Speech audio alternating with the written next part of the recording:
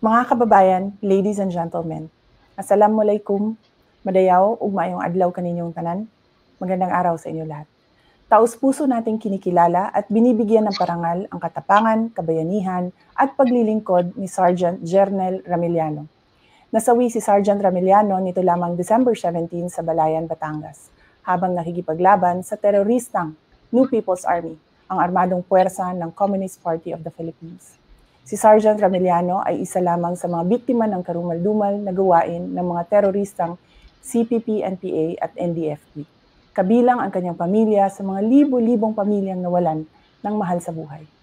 Noong 2018, hinding-hindi ko makakalimutan ang tanong sa akin ng ina ng isang sundalong si First Lieutenant Jaren Reliota, isa sa mga pumanaw dahil sa pakikipaglaban sa NPA sa pinakamamahal kong lungsod ng Davao.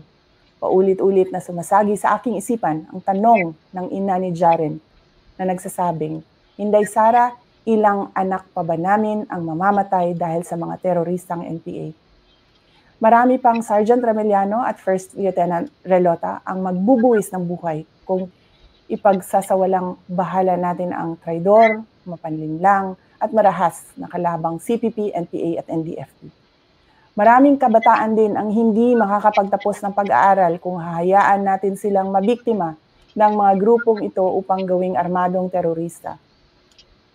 Mga kababayan, gusto kong malaman ninyo na ang tanging layunin ng CPP, NPA at NDFP ay sirain ang pundasyon ng ating demokrasya, pabagsakin ang mga institusyon ng pamahalaan at kaladkarin tayo sa kahirapan, kaguluhan at kawalan ng hustisya. Dili na kita magpatunto sa mga terorista nga sa dugay nga panahon na himong babag aron atong masinati ang pamuyo nga malinawon o matagamtaman ang mga kalambuan sa atong mga komunidad.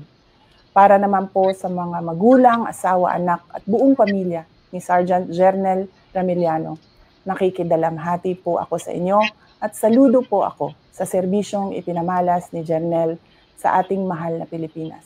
Mananatili siya sa puso at isipan ng bawat Pilipino at ang kanyang katapangan at pagmamahal sa bansa ay magsisilbing inspirasyon ng bawat isa sa amin upang mas mapabuti pa ang paglilingkod sa bayan. Syukran.